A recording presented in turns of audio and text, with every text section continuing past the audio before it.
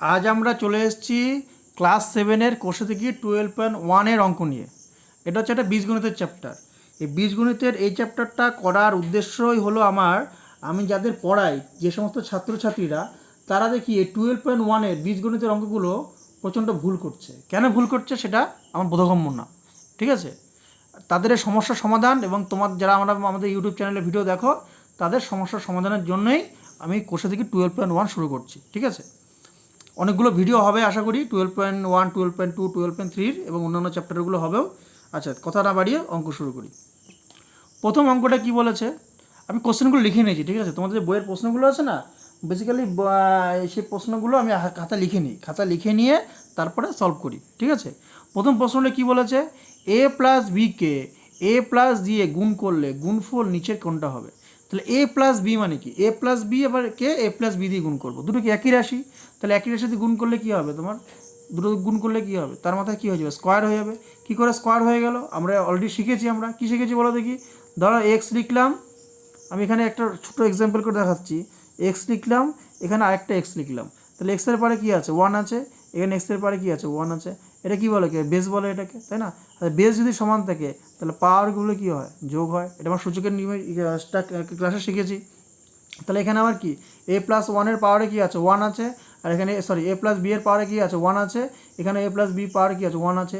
তো দুটো এ plus B হলে কী হবে বলো দেখি, এ প্লাস বি তার কি হোল স্কোয়ার হয়ে যাবে, তাই না? যেটা দেখালাম, দুটো এক্স যদি গুণ করে যদি এক্স স্কোয়ার হয়, দুটো এ প্লাস বি গুণ করলে কী হবে, এ প্লাস বিতে হোল স্কোয়ার হবে। তাহলে উত্তর কোনটা হবে আমার, 2-এরটি, ঠিক আছে? 2 নম্বর। আচ্ছা, পরের প্রশ্ন কি বলেছে, একটু বুঝে করো, ঠিক আছে? কঠিন না, বীজগণিত কঠিন না, একটু বুঝে করো। পরের প্রশ্ন কি বলেছে, এক্স প্লাস 7 সমান সমান কী দেওয়া আছে, X square plus 14x plus K হলে কে এর মান নির্ণয় করো। দেখো এখানে দুটো পার্ট দেওয়া আছে, একটা দেওয়া আছে বাম পক্ষ, একটা দেওয়া আছে ডান পক্ষ। যখনই বাম পক্ষ ডান পক্ষ থাকবে না, তখন কী, আমি অ্যান্সারটা তো করেছি, অ্যান্সারটা কী বলে দেখি তোমরা, না যখন অ্যান্সার করবে এমসিকিউ টাইপের, তখন শুধু অ্যান্সার লিখবে, ব্যাখ্যা করে কিন্তু অঙ্কের মতো দেখাবে না। যদি ব্যাখ্যা করতে হয় পাশে এরকম রাফে যেরকম দাগে করো সেভাবে করবে। অ্যান্সার এই এক্সামে তোমার মানে অঙ্কের মধ্যে কিন্তু তোমরা যখন এমসিকিউ থাকবে, অঙ্কের মধ্যে তোমরা কোনো সময় করে দেখাবে না, অঙ্ক পাশে করে দেখাবে, নাহলে পুরো নাম্বার কেটে দেবে, ঠিক আছে? দেখো যখনই এটা বাম পক্ষ, এটাকে বলো সমান সমান চিহ্ন, এটাকে বলো সমান সমান চিহ্ন, এটাকে বলে বাম পক্ষ, বাম দিকে আছে বলে, এটা যে ডান পক্ষ ডান দিকে আছে বলে। যখনই থাকবে না তখন কী করে বলো দেখি, টোটালটা পরপর পরপর পরপর লিখে যাবে, ঠিক আছে? এখানে কি এক্স প্লাস 7 আছে, তার হোল স্কোয়ার আছে। আচ্ছা, এটা সমান সমান কি, X square plus 2x7 plus 7 square. কী করে আসলো? তোমাদের বীজগণিত করার আগে সব থেকে জরুরি হচ্ছে ফর্মুলা মুখস্থ করা, ঠিক আছে? এই ফর্মুলা মুখস্থ না করলে তোমরা অঙ্কের কিচ্ছু বুঝতে পারবে না। তাই আমি দেখি যে এই ফর্মুলাটা কোথা থেকে এসছে, আমি এখানেই ফর্মুলাটা আলাদা করে বক্স করে করি। ফর্মুলাটা কী হচ্ছে, এ প্লাস বি তার হোল স্কোয়ার। এ প্লাস আর তোমাদের এই বীজগণিতে না বিভিন্ন টার্মগুলো তোমাদের শিখতে হবে, অনেকে না টার্মই বলতে পারে না। এ প্লাস বি, আমি যদি বলি এ প্লাস বি তার হোল স্কোয়ার লিখতে পারে না, ঠিক আছে? এই জিনিসগুলো বলবে, এটা হচ্ছে এ প্লাস বি তার হোল স্কোয়ার, হোল মানে হচ্ছে সম্পূর্ণ, আর স্কোয়ার মানে হচ্ছে বর্গ। তাহলে ফর্মুলা কি, A square plus 2ab plus B square, এটা হচ্ছে ফর্মুলা। এটা তোমার মুখস্থ করতে হবে, আর অবুঝের মতো না, বুঝে মুখস্থ করতে হবে। মুখস্থ করবে কিন্তু বুঝে করবে। তাহলে ফর্মুলাটা কী হলো, এ প্লাস বি তার হোল স্কোয়ার, ফর্মুলা কী হলো, A square plus 2ab plus B square. তাহলে এখানে দেখো আমি যদি তুলনা করি, এর জায়গায় কী লেখা আছে, এখানে এক্স লেখা আছে, আর বি এর জায়গায় কী লেখা আছে, 7 লেখা আছে, মাথাতে স্কোয়ার আছে। তাহলে কি এটাকে এ প্লাস বি তার হোল স্কোয়ার, এই ফর্মুলা আমি ভাঙাতে পারি না? আমি যদি দুটো তুলনা করে দেখি, তাহলে এখানে এ মানে কত, আমি এখানে ফর্মুলাটা কী লিখেছি, এ স্কোয়ার লিখেছি।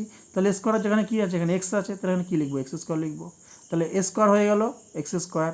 আচ্ছা, তারপর কি 2ab, 2 এর জায়গাতে এটা ফর্মুলা, 2 তো সব জায়গায় থাকবেই, ঠিক আছে? 2 হচ্ছে ফর্মুলায় থাকবেই। আচ্ছা, এখানে কি আছে, এর জায়গায় কী আছে, অরিজিনাল ফর্মুলা এ ছিল, এখানে এর জায়গায় কী আছে, এক্স আছে, তাহলে এর জায়গায় কী লিখবো, আমরা এক্স লিখবো। আর বি এর জায়গায় কী আছে, 7 আছে, এখানে কী লিখবো, 7 লিখবো। তারপরে কী আছে, প্লাস চিহ্ন আছে, এখানে প্লাস চিহ্ন লিখলাম। তারপরে কী আছে, বি স্কোয়ার, বি মানে কত, আমাদের 7 আছে, তাহলে 7 স্কোয়ার। এটা যদি কল্পনা না করতে পারো তাহলে কিন্তু মুশকিল। বীজগণিত করতে গেলেই দুটো জিনিস, তিনটে জিনিস ধারণা রাখতে হবে। একটা হচ্ছে কি, একটা হচ্ছে ফর্মুলা মুখস্থ করতে হবে, আর একটা হচ্ছে উপস্থিত বুদ্ধি রাখতে হবে, আর একটা হচ্ছে কাল্পনিক বুদ্ধি রাখতে হবে, ঠিক আছে? এটা ইমাজিনেশন রাখতে হবে। তুমি যদি নিচে আবার ফর্মুলা লিখে করতে যাও, তাহলে কিন্তু সারা জীবনে অঙ্ক এক্সামে কমপ্লিট করে আসতে পারবে না। এটা ফর্মুলা পাশে লিখে নাও, লিখে নিয়ে কল্পনা করো এই জায়গায় এটা আছে, এই জায়গায় এটা আছে, সেটা বসে বসে যেরকম বসালাম আমি, ঠিক আছে? পাশে যদি সমস্যার পাশে ফর্মুলা লিখে নাও, সমস্যা নেই কিছু।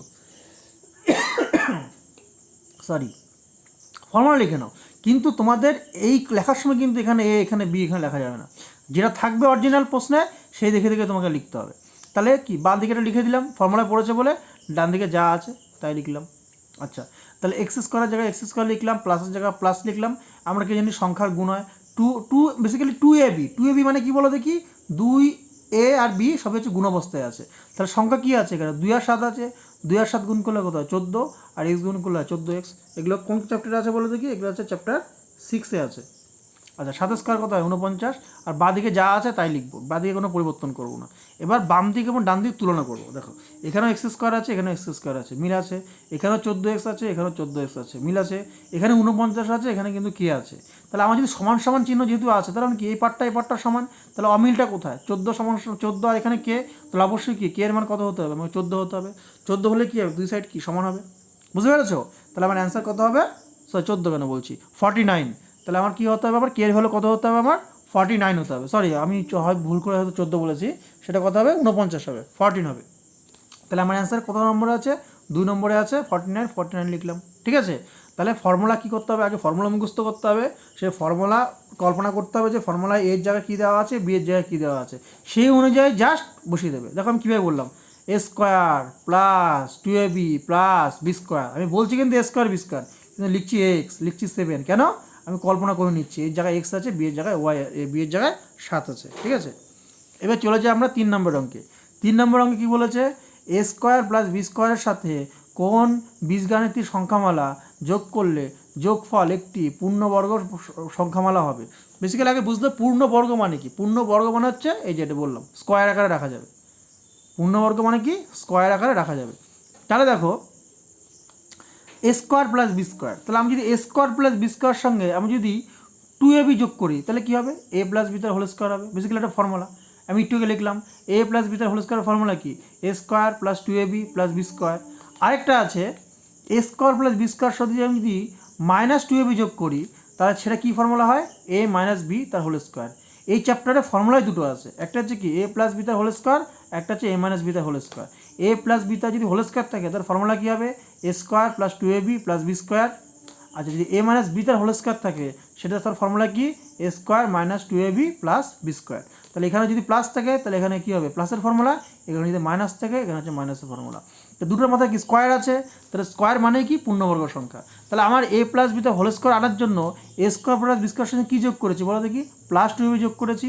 আরেকটা হচ্ছে এ মাইনাস বিতে হোল স্কোয়ার আনার জন্য আমি এক্সট্রা কী যোগ করেছি, স্কোয়ার প্লাস বি স্কোয়ার সঙ্গে -2ab যোগ করেছি। তাহলে কী যোগ করতে হবে, 2ab এবং -2ab যোগ করতে হবে। ঠিক আছে, তাহলে অ্যান্সার কী হবে, 2ab বা -2ab। আশা করি তোমরা বুঝতে পেরেছো। তাহলে এই দুটো ফর্মুলা কিন্তু ভালো করে মুখস্থ করে নিও, ব্যাস। এই দুটো, এই চ্যাপ্টার 12.1-এ, এই আশা করি 12.1-এ এই চ্যাপ্টারটা, এই দুটো ফর্মুলা যদি মুখস্থ করে রাখো তাহলে সমস্যা হওয়ার কথা না। আর অন্য ক্ষেত্রে অন্যান্য ফর্মুলা তো ব্যবহার করবে অন্যান্য চ্যাপ্টারের ক্ষেত্রে। ঠিক আছে, তাহলে কী আসলো আমার, একটা ফর্মুলা এ প্লাস বি তার হোল স্কোয়ার, একটা হচ্ছে এ মাইনাস বি তার হোল স্কোয়ার, দুটো কি পূর্ণবর্গ। তাহলে এইটা পূর্ণবর্গ আনার জন্য কী করেছি আমরা, +2ab যোগ করেছি, আর এটাকে পূর্ণবর্গ আনার জন্য কী করেছি, -2ab যোগ করেছি। আশা করি তোমরা বুঝতে পেরেছো। আচ্ছা, এবার চলে যাই আমরা 4 দাগের অঙ্কে। দেখো 4 দাগের অঙ্কে কী আছে, এ প্লাস বি তার হোল স্কোয়ার সমান সমান এ স্কোয়ার প্লাস 6a প্লাস 9 হলে বি এর ধনাত্মক মান নিচের কোনটি। ধনাত্মক মানে প্লাস হবে সবসময়, নেগেটিভ হবে না, পজিটিভে হবে। আচ্ছা, একইভাবে দেখো আমরা যখন এই অঙ্কটা করেছিলাম বাম পক্ষ ডান পক্ষ দেওয়া ছিল, তাহলে বাম পক্ষ ডান পক্ষ দেওয়া থাকলে কি এভাবে আমরা কি দুই সাইডে কী করবো, আমরা এভাবে যেটা থাকবে, যেটা তো ফর্মুলা, যেটা তো ব্যাখ্যা করে দেওয়া আছে সেটা ব্যাখ্যা করে দেওয়া আছে, আর যেটা ফর্মুলা আকারে আছে সেটা ফর্মুলা আমাকে ভাঙতে হবে। তাহলে আমি সেটাইভাবে আমি ব্যাখ্যা করে দেখিয়ে দিয়েছি। এটা তোমরা অঙ্কের মধ্যে করবে না, এগুলো রাফে করবে, এমসিকিউ থাকলে। ঠিক আছে, বারবার বলছি কিন্তু না, নাম্বার কেটে দেবে। তাহলে এ প্লাস বি তার হোল স্কোয়ার সমান কী লেখা আছে, A square plus 6a plus 9। তাহলে এ প্লাস বি তার হোল স্কোয়ার ফর্মুলা তো আমরা জানি, A square plus 2ab plus B square. এবারে যা আছে তাই লিখে দিলাম। এবার কী করবো আমরা, এই ডান দিক বাম দিক আর ডান দিক তুলনা করবো। দেখো এখানে স্কোয়ার আছে, এখানে স্কোয়ার আছে, কোনো সমস্যা নেই। এখানে কি আছে, 2ab আছে, কিন্তু এখানে কি আছে, 6a আছে। তা যেহেতু দুই পাশে সমান, তাহলে অবশ্যই কি এই পার্টটা সমান হওয়া উচিত। তাই আমরা কী করেছি, 2ab সমান, এই পাশে কী আছে, 2ab আছে, এ পাশে কী আছে, 6a আছে, দুটোকে সমান করে দিয়েছি। এবার কী বের করবো, আমরা বি বের করবো। আমরা কি জানি, আমরা যেটা বের করবো তার সাথে যেটা গুণবস্ত থাকে এবার সাথে কী হয়ে যায়, সেটা ভাগ হয়ে যায়। তাহলে 2 এটা কোথায় যাবে, নিচে যাবে। এই কেটে দিয়েছি, 6কে 2 দিয়ে কাটলে কত আসছে, 3 এসছে। তাহলে বি এর ভ্যালু কত আসলো, আমার 3 আসলো। তাহলে অ্যান্সার কত হবে, 3। এবার যদি বলতো শুধু ধনাত্মক বলেছে, এবার যদি ঋণাত্মক বলতো না, তাহলে এখানে আরেকটা অ্যান্সার হতো, সেটা হচ্ছে -3 হতো। ঠিক আছে, সেটা আমি এখানে যাচ্ছি না, যখন যেহেতু বলেনি অত জটিল করে লাভ নেই তোমাদের। আচ্ছা, এবার চলে যাবো আমরা 5 দাগের অঙ্কে। দেখো 5 দাগের অঙ্কে কী বলেছে, x² + 1/4x। এই আমার যেন ভাষাগুলো বলছি না, ভাষাগুলো তোমরা বলা শেখো। তোমরা না বলা শিখলে তোমাদের যখন অঙ্ক করাবো বা তোমরা যখন কোনো জায়গায় অঙ্ক করবে, ভাষা না বুঝলে কিন্তু অঙ্ক করতে পারবে না। ঠিক আছে, বীজগণিতের ভাষা জানতে হবে। x² + 1/4x এর সাথে নিচের কোণটি যোগ করলে যোগফল পূর্ণবর্গ। পূর্ণবর্গ মানে কি বলো দেখি?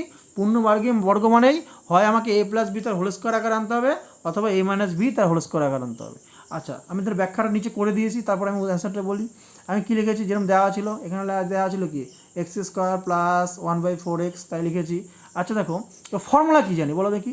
ফর্মুলা আমরা জানি a² + 2ab + b², এটা হচ্ছে আমার ফর্মুলা। ঠিক আছে, তাহলে ফর্মুলা আনার জন্য দেখো x² তো আছেই, x² লিখে দিলাম, কিন্তু এখানে কি আছে, x/4 আছে, 2ab তো নেই।